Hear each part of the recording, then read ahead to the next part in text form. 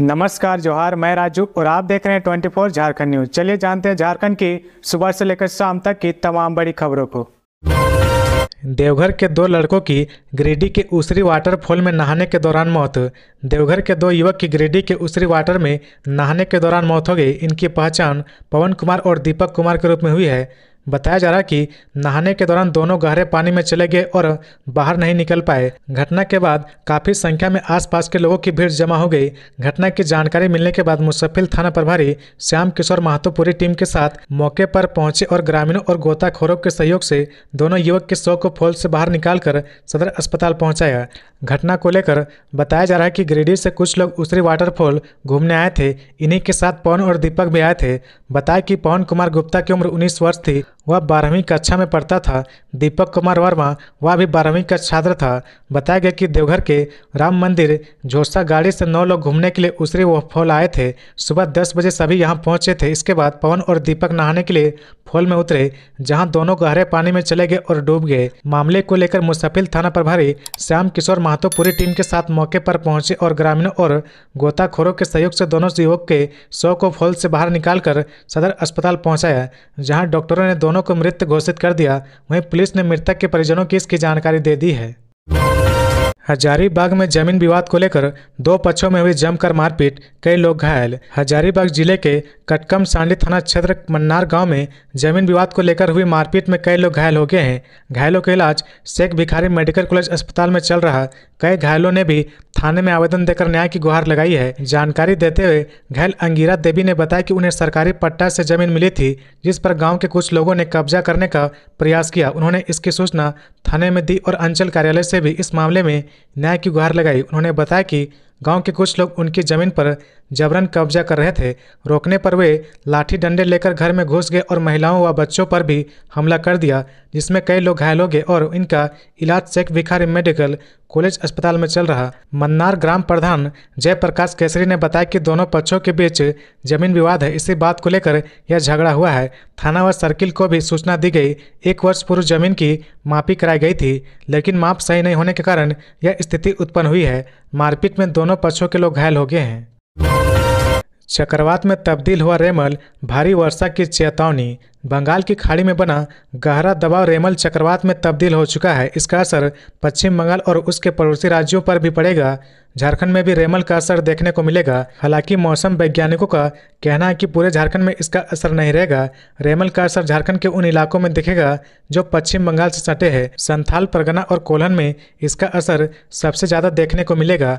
भारत मौसम विज्ञान विभाग के रांची स्थित मौसम केंद्र के वैज्ञानिकों का कहना है कि पलामू परमंडल को छोड़कर झारखंड के अन्य हिस्सों में रेमल चक्रवात का असर देखा जाएगा।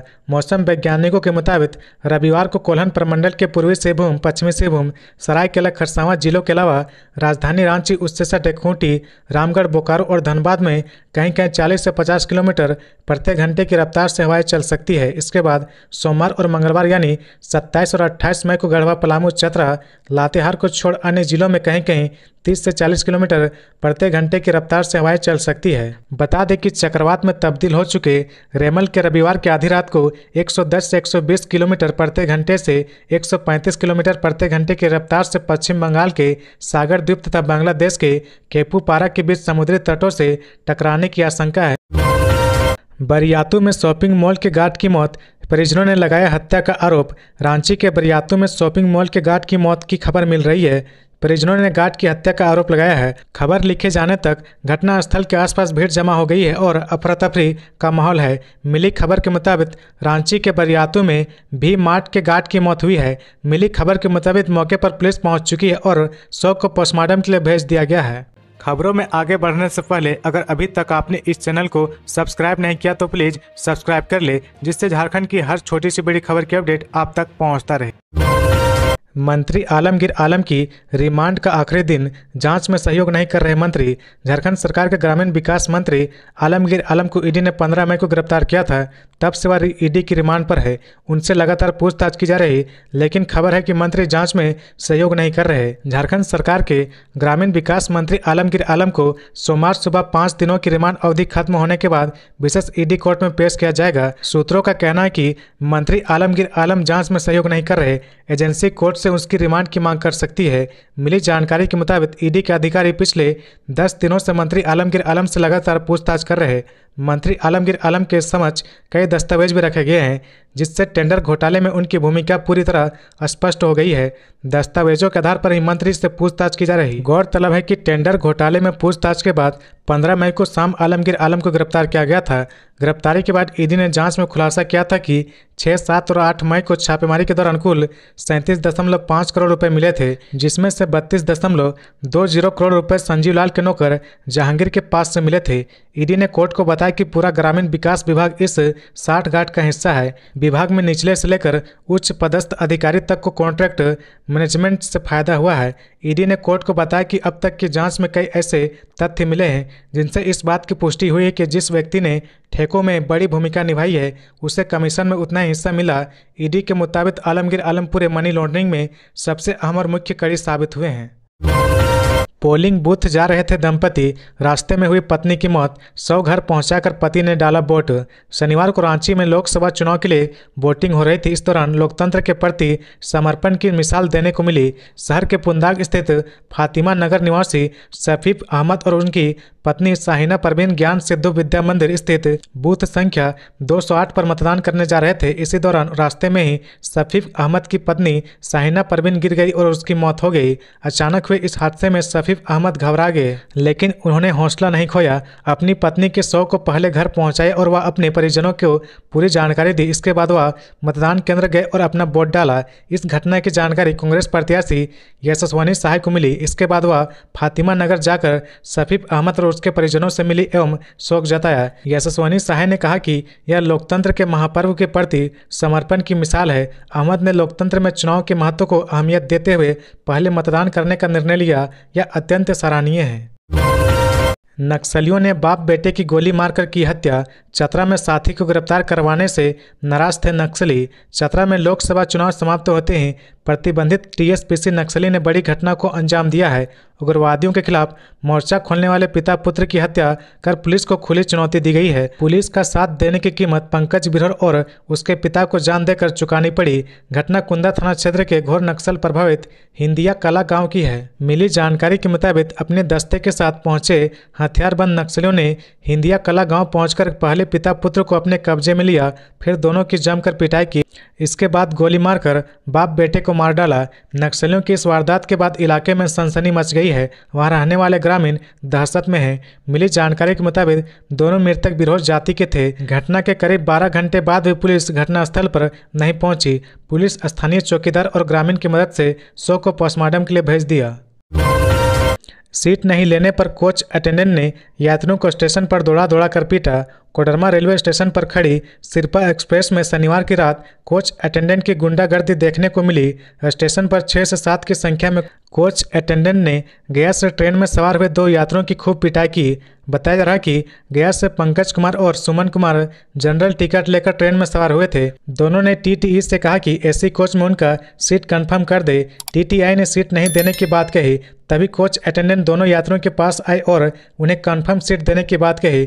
थोड़ी देर बाद में इन दोनों यात्रियों से प्रत्येक सीट के लिए 3-3 हज़ार रुपये मांगे गए। टीटीआई ने दोनों यात्रियों को कोडरमा स्टेशन पर उतारकर साधारण डिब्बे में सफर करने की सलाह दिया। सिरपा एक्सप्रेस जैसे ही कोडरमा स्टेशन पहुंची, दोनों यात्रियों के ट्रेन से उतरते ही 6-7 कोच अटेंडेंट ने दौड़ा कर दोनों यात्रियों को पीटा।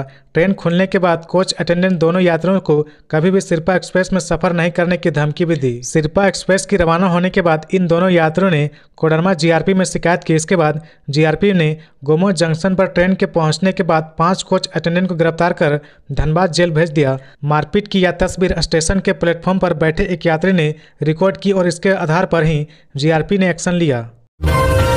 झामुमो नेता के चाचा को ट्रक ने कुचला, मौके पर हुई मौत, जांच में जुटी पुलिस। झारखंड मुक्ति मोर्चा के नेता दीपक तिवारी के चाचा मिथिलेश तिवारी के दर्दनाक सड़क हादसे में मौत हो गई।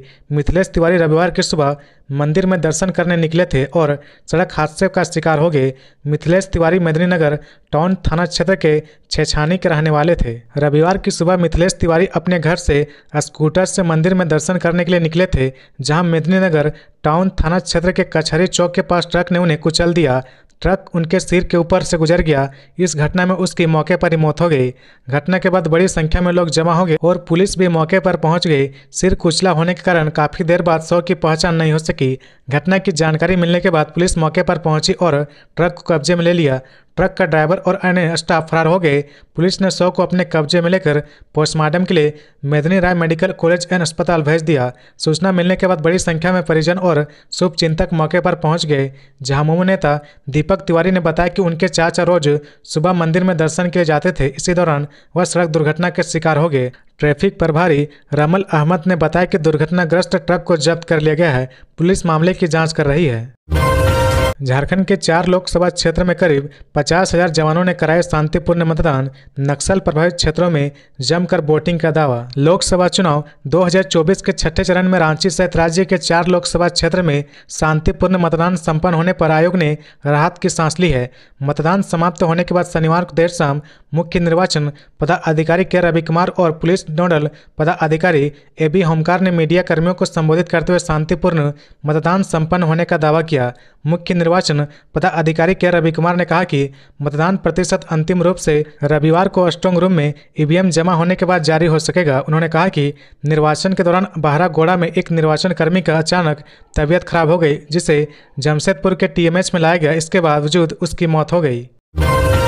इंडी गठबंधन ने बताया बीजेपी की झारखंड में क्या स्थिति। मुख्यमंत्री चंपई सोरेन ने झारखंड की सभी लोकसभा सीटों पर जीत का दावा करते हुए कहा कि छठे दौर की वोटिंग के बाद यह तय हो गया कि भाजपा की स्थिति बेहद खराब है। उन्होंने कहा कि भाजपा नेतृत्व को इस बात का एहसास हो चुका है कि झारखंड जैसे छोटे से राज्य में जिस प्रकार प्रधानमंत्री गृह मंत्री बार बार सभाएं कर रहे हैं, उससे यह तो स्पष्ट है कि हालत नाजुक है। चंपई सोरेन ने कहा कि उन्हें पता है कि पंजाब, तमिलनाडु, आंध्र प्रदेश से लेकर केरल तक कुछ हाथ नहीं आने वाला है। रही बात कर्नाटक की, तो वहाँ पिछले बार के मुकाबले में आधी सीटें मिलना भी मुश्किल है। महाराष्ट्र तथा यूपी में सीटें बड़ी संख्या में घटने जा रही है। बंगाल और बिहार में भी आधी सीटें पर भी आफत है। दिल्ली, राजस्थान, गुजरात, उत्तराखंड, हिमाचल प्रदेश एवं हरियाणा में पहले से ही लगभग सारी सीटें उनके पास है, तो बढ़ने की कोई संभावना नहीं दिखती। तो ये थी आज की झारखंड की टॉप बड़ी खबरें। इसी तरह झारखंड की हर छोटी सी बड़ी खबर देखने के लिए आप हमारे चैनल 24 झारखंड न्यूज को सब्सक्राइब करके बेल आइकन प्रेस कर ले, जिससे झारखंड की हर छोटी सी बड़ी खबर की अपडेट आप तक पहुंचता रहे। तो आज के लिए बस इतना ही। हमें दीजिए इजाजत, फिर मिलते हैं नेक्स्ट न्यूज में।